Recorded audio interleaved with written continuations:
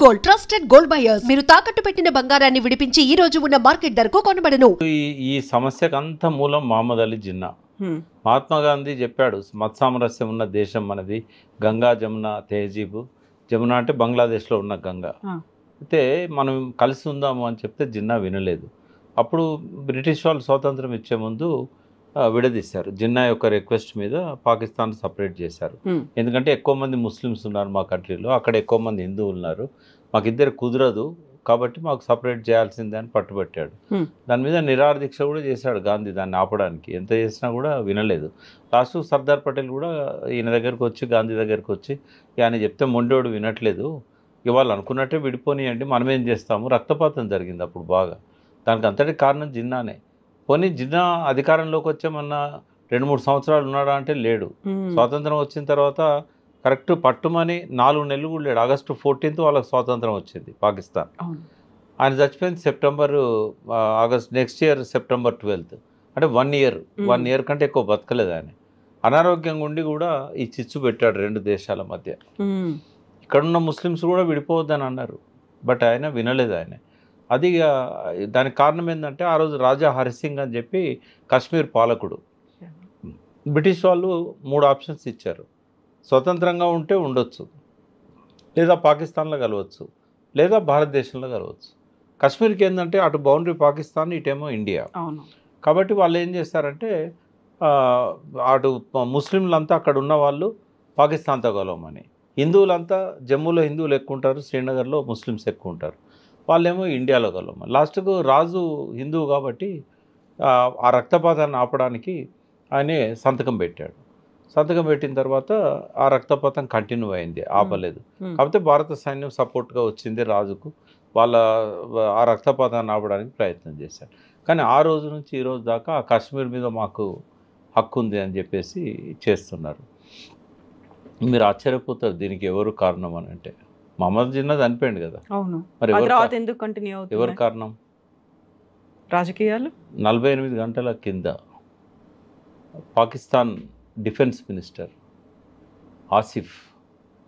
అహూజా ఆసిఫ్ ఆయన ఒక ఇంటర్వ్యూలో వియాన్ టీవీ, వియాన్ టీవీ, అది మీకు దొరుకుతుంది క్లిప్పింగ్, వియాన్ టీవీలో మాట్లాడుతూ ఏమన్నాడంటే, ఆయన ఫస్ట్ దీన్ని డర్టీ యాక్ట్ అన్నాడు. ఏది మొన్న జరిగిన దాన్ని, వాళ్ళు చేసిన దాన్ని డర్టీ యాక్ట్ అన్నాడు. ఎందుకు చేయాల్సి వస్తుంది అన్నప్పుడు, అమెరికా పాశ్చాత్య దేశాల ఒత్తిడి వల్ల చేయాల్సి వస్తుందని చెప్పాడు. దీని వెనకాల ఉన్నది పాకిస్తాన్ అనుకుందామా, అమెరికా అనుకుందామా? స్పష్టంగా చెప్పాడు, అమెరికా అండ్ యూరోపియన్ కంట్రీస్ అని యూకే పేరు చెప్పాడు. మొదటి నుంచి కూడా వాళ్ళకేమో మీకు తెలుసు, ఫ్రాన్సు, బ్రిటన్ రవి అస్తమించని సామ్రాజ్యాలను సృష్టించింది వాళ్ళే. మన కత్తులు బాణాలు ఉన్నప్పుడు వాళ్ళు తుపాకీ సామాగ్రితోని ఈ దేశాలన్నింటినీ లోపరుచుకున్నారు యుద్ధాల ద్వారా. వాళ్ళ మెయిన్ ఇన్కమ్ సోర్సు ఆయుధాలు అమ్మడం. ఆయుధాలు అమ్మాలంటే కొన్ని దేశాలు ప్రశాంతంగా ఉండకూడదు, వాటి అవసరం పడాలంటే ఏం చేయాలి? ఎంతోమంది ప్రయత్నం చేశారు రెండు వైపులా. ఆఖరుకు వాజ్పేయి ప్రయత్నం చేశాడు, అద్వానీ ప్రయత్నం చేశాడు, అంతకుముందున్న నెహ్రూ ప్రయత్నం చేశాడు, లాల్ బహదూర్ శాస్త్రి ప్రయత్నం చేశాడు, ఇందిరాగాంధీ ప్రయత్నం చేసింది. అటువైపు నుంచి ఇమ్రాన్ ఖాన్ లాంటి వాళ్ళు, కొంతమంది భుట్టో లాంటి వాళ్ళు ప్రయత్నం చేశారు, ఆయుబ్ ఖాన్ లాంటి వాళ్ళు ప్రయత్నం చేశారు. కానీ ఈ మారణ హోమాన్ని ఆరకుండా నిత్యం జ్వలించేలాగా చేస్తున్నది ఇప్పుడు నంబర్ 1 అమెరికా. వాళ్ళకి ఆయుధాలు అమ్ముకోవడానికి కావాలి, ఈ 2 దేశాల మధ్య వైరం కావాలి. అందుకే ట్రంప్ ఏమన్నాడు, ఈ 2 దేశాలు నాకు కావాలి, బట్ ఇప్పుడు జరిగిన దానికి పాకిస్తాన్ మీద ఎటువంటి చర్య తీసుకున్నా భారత్ను సమర్థిస్తా అన్నాడు. ఒక చైనా తప్ప ప్రపంచ దేశాలన్నీ కూడా మనకు మద్దతుగా నిలబడ్డాయి. ఈ అమెరికా ద్వంద్వ నీతి ఏంటంటే, నాకు పాకిస్తాన్ కావాలి, భారతదేశం కావాలంటూనే భారతదేశానికి నేను సమర్థిస్తా అన్నాడు. ఇటు ఇద్దరికే ఆయుధాలు పంపుతాడు, ఇప్పుడు పాకిస్తాన్కి పంపుతాడు, భారతదేశానికి పంపుతాడు. ఆయన పర్పస్ సర్వ్ అవుతుంది, ఆయుధాలు అమ్ముకోవాలి కాబట్టి. అక్కడ ఉన్న 37 కుటుంబాలు వాళ్ళ ఆదాయం కోసం, వాళ్ళ ఆయుధాలు అమ్ముకోవడం కోసం ట్రంప్ను వాళ్ళు కీలుబొమ్మగా పెట్టుకొని దేశాల మీద ఒత్తిడి పెంచుతూ ఉంటారు. ఇంకొక మాట కూడా, నిజంగానే ISIS పాకిస్తాన్ అధ్యక్షుని చేతిలో ఉందా? లేదు. అమెరికా అధ్యక్షుడి చేతిలో ఉంది ISIS. ఈ మాట నేను అనట్లేదు. అమెరికన్ ఇంటర్వెన్షన్ గురించి చాలాసార్లు పాకిస్తాన్ ప్రెసిడెంట్స్ మాట్లాడారు. ఇమ్రాన్ ఖాన్ ప్రెసిడెంట్ ఉన్నప్పుడు ఒక 3-4 ఏళ్ళ కింద ఆయన ఏమన్నాడు, 40,000 మంది టెర్రరిస్టులు మా దేశంలో ఉన్నారు, వీళ్ళని తయారు చేసింది అల్-ఖైదా. అల్-ఖైదాకి వెనుక సపోర్ట్గా ఉన్నది అమెరికా. ఈ అల్-ఖైదా తయారు చేసిన టెర్రరిస్టులను మా దేశంలో డంపు చేశారు, ట్రైన్ చేసి అన్నాడు.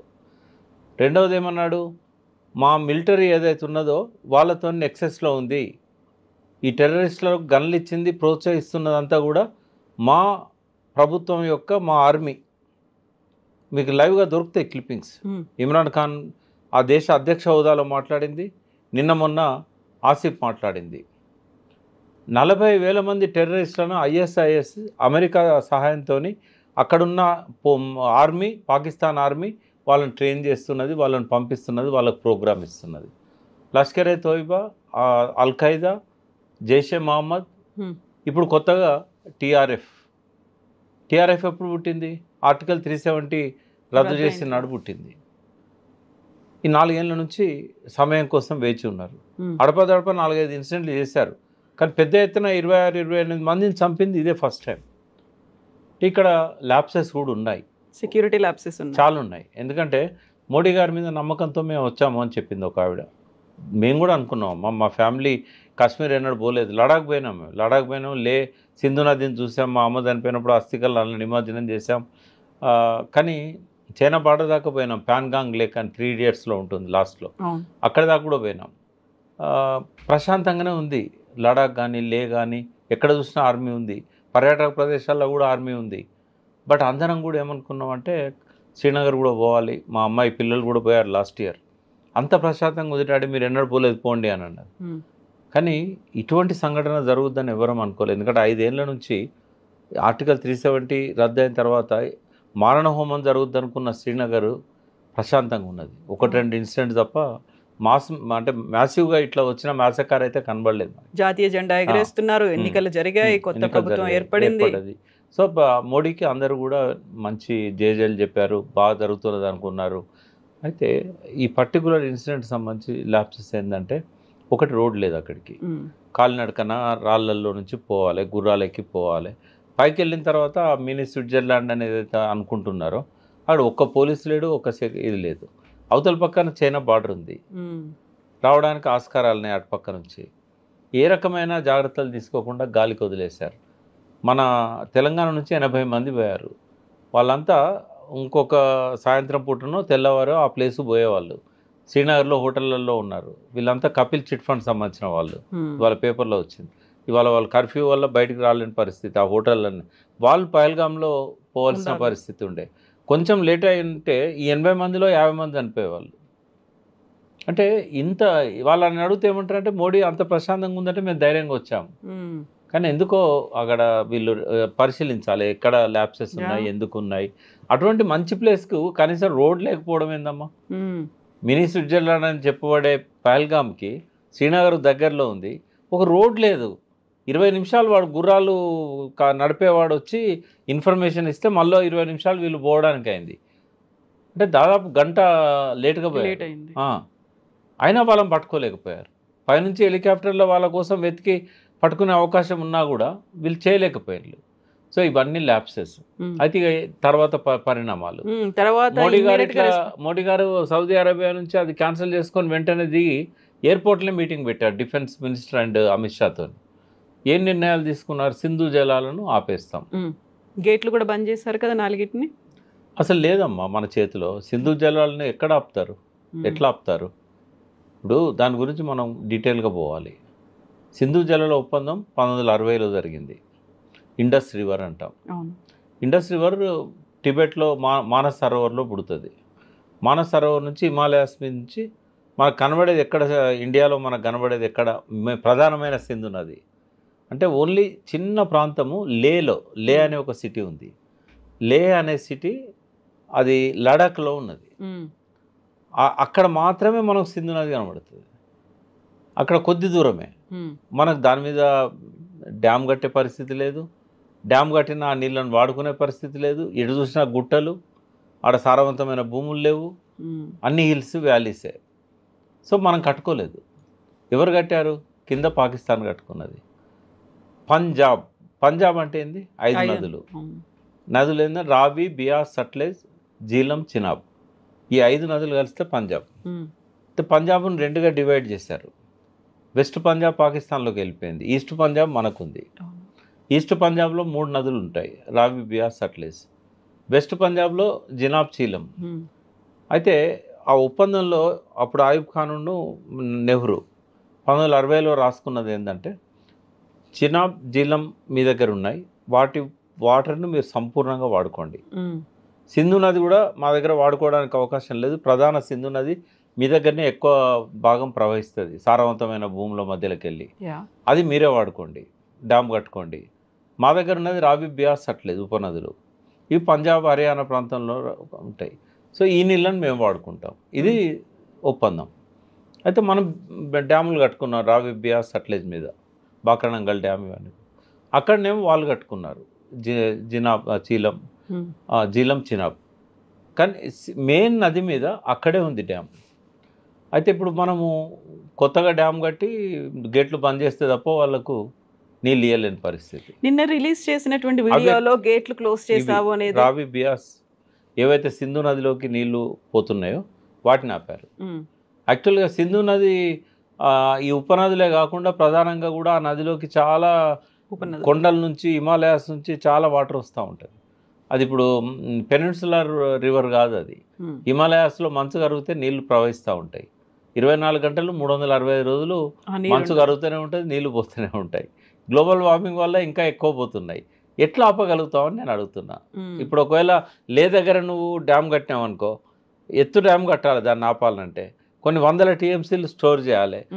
టౌనే ఉండదు, అది ఆ లడక్ రాజధాని, అది లేహ్ అనేది.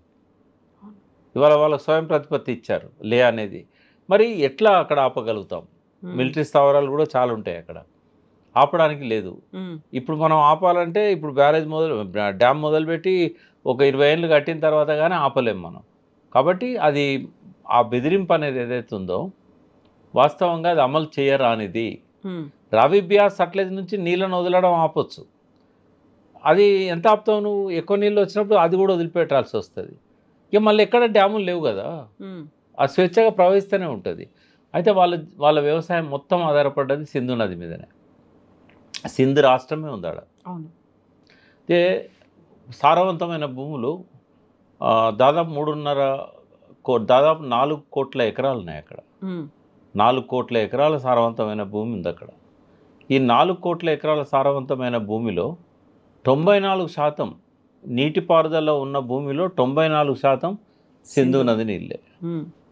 పాకిస్తాన్ ఎకానమీలో ఒక ఇంపార్టెంట్ భాగము ఈ అగ్రికల్చర్ ఎకానమీ. దాన్ని మొత్తం దెబ్బతీస్తుంది. ఒకవేళ కనుక నిజంగానే మనం డ్యామ్ కట్టుకొని సింధు నదిని ఆపగలిగితే ఇంకా వాళ్ళ ఎకానమీ మొత్తం కొలాప్స్ అవుతుంది. ఇప్పుడే చాలా దారుణంగా ఉంది వాళ్ళ పరిస్థితి. ఇప్పుడు 150 రూపాయల వాటర్ బాటిల్ ఉంటుంది, కూరగాయలు 100 రూపాయలు కిలో దొరికే పరిస్థితి లేదు, 400-500 కిలో ఉంటున్నాయి. పాల ప్యాకెట్ కావాలంటే కూడా దాదాపుగా 1 లీటర్ పాలకు ఇలా 300 రూపాయలు పెట్టి కొనాల్సిన పరిస్థితి. ద్రవ్యోల్బణం బాగుంది. ఇప్పుడు లాస్ట్ 2-3 ఇయర్స్ నుంచి గ్రోత్ రేట్ లేదు, 2%, 3% ఉన్నది.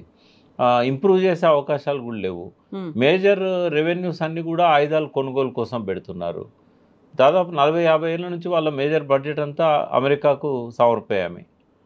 అందుకే ఇప్పుడు చైనా కూడా వాళ్ళకు సపోర్ట్గా వచ్చే పరిస్థితి లేదు. చైనా తన ఇబ్బందుల్లో తనుంది. చైనా వాళ్ళు ఎటువంటి వాళ్ళంటే భారతదేశం లాగానే, ఒకరు వాళ్ళ జోలికి వస్తే ఊరుకోరు, వాళ్ళు ఎవరి జోలికి పోరు.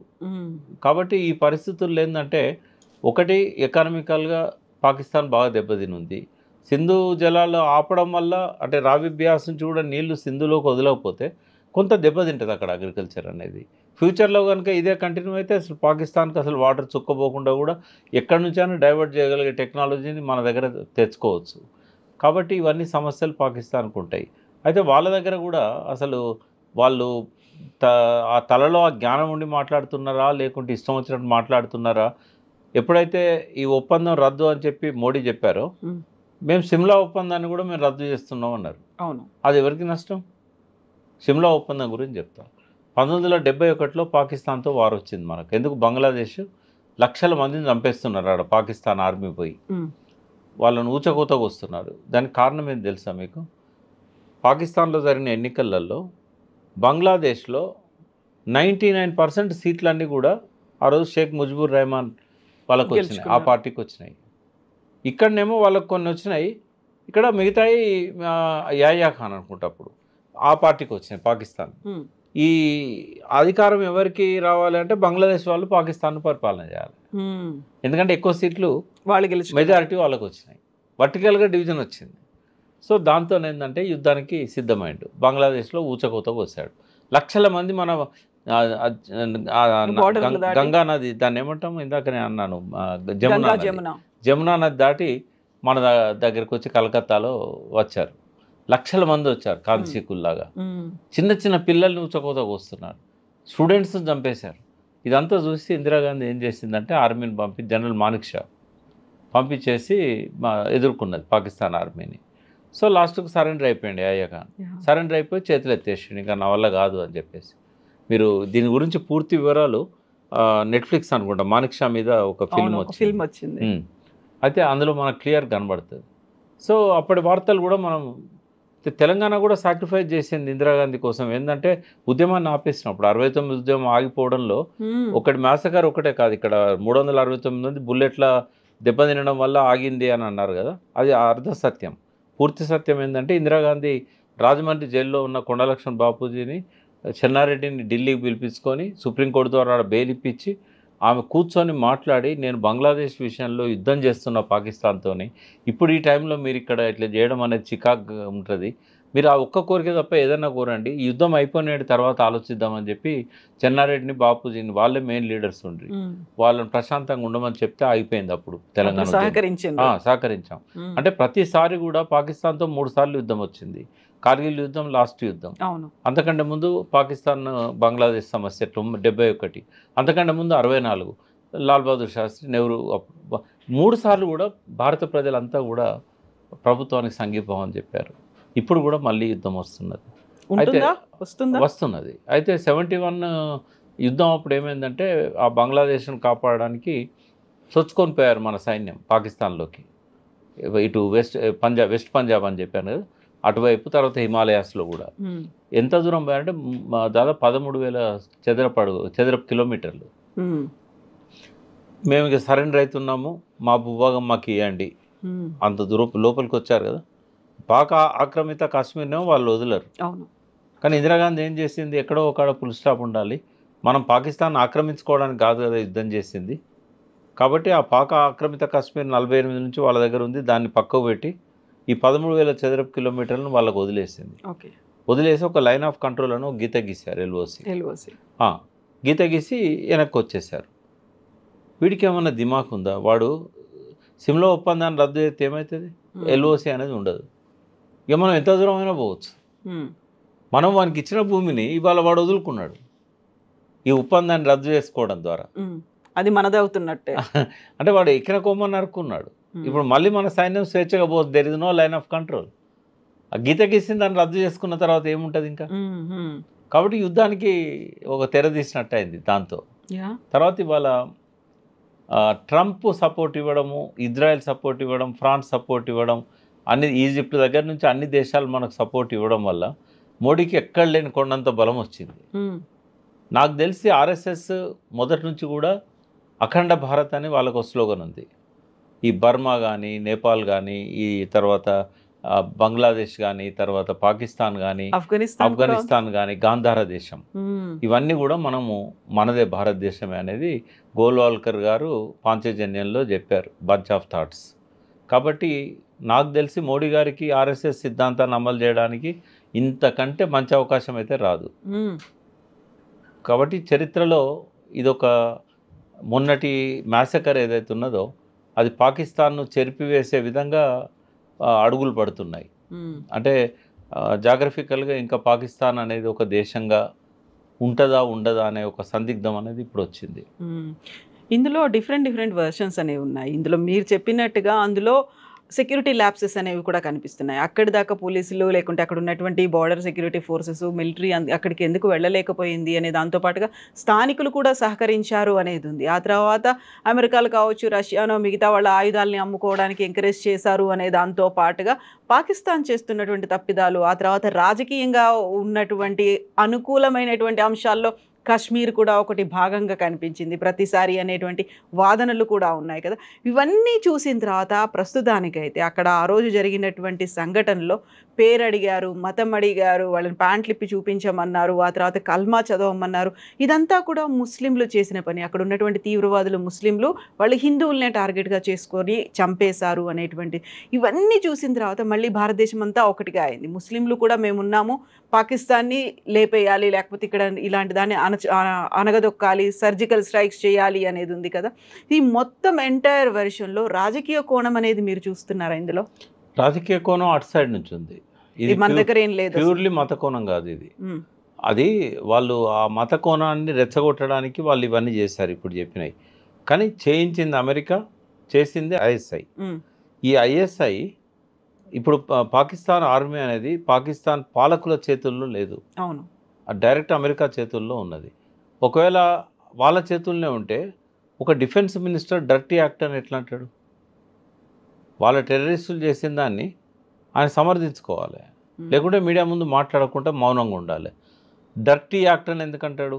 కాకుండా డర్టీ యాక్ట్ అని మళ్ళీ వెంటనే ఆగకుండా అమెరికా చేయించిందని చెప్పాడు.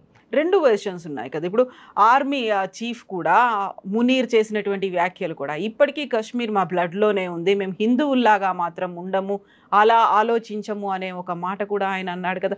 ఆ తర్వాతే ఈ సంఘటనలన్నీ జరిగాయి అని. కాశ్మీరు నిజంగానే కాశ్మీర్ వాళ్ళకి కావాలనుకుంటే యుద్ధం చేయాల్సి వస్తుంది. ఇట్లా చంపితే కాశ్మీర్ ఇస్తారా? ఆడికి వేణులను 10 మందిని చంపితే కాశ్మీర్ వస్తుందా? వాళ్ళకు ఎప్పటికీ రాదు కదా. యుద్ధం చేయాలి వాళ్ళు. మనం ఎట్లయితే 13,000 చదరపు కిలోమీటర్లను ఆక్రమించుకున్నామో వాళ్ళు ఆక్రమించుకోవాలి వచ్చి. దౌత్య సంబంధాల ద్వారా కాశ్మీర్ వాళ్ళకు రాదు, ప్లెబిసైట్ ఇండియన్ గవర్నమెంట్ పెట్టదు. ఇక ఎట్లా వస్తుంది కాశ్మీర్? ఒకరిద్దరిని చంపితే కాశ్మీర్ వస్తుందా? లేదా 50 మంది చంపితే వస్తుందా? 100 మంది మిలిటరీని బాంబు పెట్టి పేలిస్తే వస్తుందా? రాదు కదా. ఇది కేవలం ఏంటంటే రెండింటి మధ్య అశాంతిని క్రియేట్ చేసి ఆయుధాలు అమ్ముకోవడానికి వాళ్ళు చేస్తున్న ప్లానే తప్ప వేరే కాదు. పాకిస్తాన్ పాలకులను కూడా ఒక అసమర్థ పాలకుల కింద జమగట్టాలి తప్ప, ఎందుకంటే వాళ్ళ కంట్రోల్లో వాళ్ళ ఆర్మీ లేదు. ఇప్పుడు ఎవరు అన్నది పక్క పెడదాం, డిఫెన్స్ మినిస్టర్ ఆ మాట అన్నాడంటే ఇంకా వాళ్ళ చేతిలో ఏమున్నది చెప్పండి. రెండే మార్గాలు ఉంటాయి మోడీ గారికి. ఒకటి, దౌత్య సంబంధాల ద్వారా ఇటువంటి మళ్ళీ జరగకుండా అమెరికా మీద ఒత్తిడి తెచ్చి కాశ్మీర్ పంజాబ్ దీని మీద కాదు, పాకిస్తాన్ మీద కాదు ఒత్తిడి తేవాల్సింది, అమెరికా మీద ఒత్తిడి తేవాలి. అమెరికా మీద ఒత్తిడి తెచ్చి ఇంకోసారి జరగకుండా చెప్పాలి, మాకు ఖచ్చితమైన సమాచారం ఉంది, అమెరికా దీన్ని ఎంకరేజ్ చేస్తున్నది, డిఫెన్స్ మినిస్టర్ స్టేట్మెంటే దానికి ఆధారము. తర్వాత మా కంట్రోల్లో లేరు అని చెప్పడానికి 40,000 మంది టెర్రరిస్టులను మా కంట్రోల్లో లేరు అని సాక్షాత్తు ఆ పాకిస్తాన్ అధ్యక్షుడు ఇమ్రాన్ ఖాన్ ఉన్నప్పుడే ప్రకటించిండు. కాబట్టి మీరే చేస్తున్నారు అని అన్ని దేశాలతో అమెరికా మీద ఒత్తిడి తీసుకొస్తే తప్ప ఈ టెర్రరిజం ఆగదు. తాలిబాన్లను ప్రోత్సహించింది వాళ్ళే. వాషింగ్టన్ డీసీ తీసుకుపోయి, అమెరికా క్యాపిటల్ తీసుకుపోయి వాళ్ళకు 7 స్టార్ 5 స్టార్ హోటళ్ళలో మర్యాదలు చేసింది వాళ్ళే. తిరిగి వాళ్ళు ఇచ్చిన వెపన్సే వాళ్ళకు అగెనిస్ట్గా మోగినాయి ఎక్కడ ఆఫ్ఘనిస్తాన్లో. లాస్ట్ వాళ్ళు పరారు కావాల్సి వచ్చింది అక్కడ నుంచి. తాలిబాన్ల చేతికి రాజ్యాధికారాన్ని ఇచ్చారు. తాలిబాన్లకి ఇప్పుడు అమెరికా పడదు. అందుకే తాలిబాన్లు ఏం చేశారు, ఇటువంటి ఈ చర్య హేయమని చెప్పేసి వాళ్ళు టెర్రరిస్టులే కానీ ఈ నిన్నటి ఇన్సిడెంట్ను వాళ్ళు ఖండించారు. అవును, అంటే ఇదంతా అమెరికా చేస్తున్నదమ్మా. ఇప్పుడు పాకిస్తాన్ మీద ఏం చేసినా కూడా ఉపయోగం లేదు. కాబట్టి అమెరికా మీద ఒత్తిడి తెచ్చే విధంగా మోడీ దౌత్య సంబంధాలు చేయాలి. రెండవది ఏంటంటే పాకిస్తాన్కి సంబంధించినంత వరకు ఆయన ముందున్న మార్గం ఏంటంటే, ఒకవేళ కనుక పాకిస్తాన్ కలుపుకోవాలంటే ఆయనకి ఇంతకంటే మంచి అవకాశం అయితే రాదు. ప్రపంచం అంతా మనతో ఉంది ఇప్పుడు ఈ ఇన్సిడెంట్ తర్వాత. ఇంకా ఆయన చరిత్రలో పాకిస్తాన్ లేకుండా చేయాలంటే మారణకాండ జరుపుతారు. దానివల్ల చాలా జన నష్టం అవుతుంది. వాళ్ళ వల్ల కూడా మన దగ్గర జన నష్టం అవుతుంది. న్యూక్లియర్ వెపన్స్ ఉన్నా తీయకపోవచ్చు, ఎందుకంటే వేసేవాడికి నష్టం జరుగుతుంది. మన దగ్గర కూడా న్యూక్లియర్ వెపన్స్ ఉన్నాయి. బట్ న్యూక్లియర్ వెపన్ వాడకపోయినా కూడా లక్షలాది మంది చనిపోతారు. రెండు దిక్కులా కూడా యుద్ధం నష్టం ఎన్నడూ లేనంతగా జరిగే అవకాశం ఉంటుంది. ఇప్పుడు అలాంటి అనివార్యమైనటువంటి పరిస్థితి వచ్చిందా ఇప్పుడు? వెనకాలన్నది ఆర్ఎస్ఎస్ కాబట్టి వాళ్ళ అఖండ భారత్ స్లోగన్ ఉంది కాబట్టి. బట్ మాలాంటి వాళ్ళం మేము చెప్పేది ఏంటంటే సర్జికల్ స్ట్రైక్ చేయండి. ఎన్నైతే 40,000 మంది టెర్రరిస్టుల క్యాంపులను ఏరేరి తుడిచివేయండి, వాటి మీద మారణహోమం చేయండి. కానీ పాకిస్తాన్లో కూడా అమాయక ప్రజలు ఉన్నారు, రెక్కాడితే డొక్కాడని వాళ్ళు ఉన్నారు, తిండి లేక చాలా పేదరికంతో ఉన్నది పాకిస్తాన్. ఆ ప్రజల మీద సానుకూలంగా ఉండాలి. ఒక దేశాన్ని తుడిచివేయడం అనేది మంచిది కాదు. మంచికో చెడ్డకో ఇప్పుడు 70 ఏళ్ళ నుంచి వాళ్ళ ఉనికి ఉంది. 78 ఏళ్ళు అయింది వాళ్ళు ఏర్పడి. ఆ 78 ఏళ్ళ నుంచి ఉన్న దేశాన్ని కలుపుకోవాలనే ఆలోచన మాత్రం కరెక్ట్ కాదు. ఇట్లాంటివి మనం ల్యాప్సెస్ లేకుండా మన ప్రజల్ని మనం ప్రొటెక్ట్ చేసుకోవాలి, మన సైనికులను మనం ప్రొటెక్ట్ చేసుకోవాలి. యుద్ధాలు జరుగుతూ ఉంటాయి, బార్డర్ దగ్గర ఘర్షణలు జరుగుతూ ఉంటాయి. సర్జికల్ స్ట్రైక్ ద్వారా మనం చేయడం తప్పేం కాదు. డ్రోన్ టెక్నాలజీని వాడి వాళ్ళ ఉనికిని పట్టుకోవడం కష్టం కాదు. కాబట్టి వాటికి పరిమితం కావాలి. కార్గిల్ యుద్ధం అప్పుడు ఎట్లాంటి అనుసరించారో ఆ మేరకే ఉంటే బెటర్. కానీ దేశాన్ని ఆర్ఎస్ఎస్ సిద్ధాంతంలో భాగంగా కైవసం చేసుకోవాలనేది మాత్రం కరెక్ట్ కాదు. సిమ్లా అగ్రిమెంట్ రద్దు చేస్తే మనకే మంచిది. తర్వాత జలాల మీద ఒప్పందాన్ని రద్దు చేయడం వల్ల మన కంట్రోల్లోకి వచ్చింది సింధు నది. ఎంత ఆపాలి, ఎప్పుడు ఆపాలి, ఎట్లా ఆపాలి అనేది మన నిర్ణయము. ఇప్పటికైనా లే దగ్గర ఒక డ్యామ్ కట్టగలిగితే ఆ సింధు నది వాటర్ను పోకుండా ఆపగలుగుతాం. పాకిస్తాన్ను అదుపులో పెట్టుకోవాలనుకున్నప్పుడు ఇది ఒక ఇంపార్టెంట్ చర్య అవుతుంది. ఎక్కడ అవకాశం ఉంటే అక్కడ డ్యామ్స్ కట్టి ఆ వాటర్ను మనమే స్టోర్ చేసుకొని కాళేశ్వరంలో ఉన్న పంపింగ్ లాంటి 135-140 మెగావాట్ల పంపులు పెట్టి ఇతర ప్రాంతాలకు ఆ నీళ్లను పంపించుకోగలిగితే ఆ మిగతా ప్రాంతాలు సస్యశ్యామలమైతే పాకిస్తాన్ను కట్టడి చేయడానికి అవకాశం ఉంది.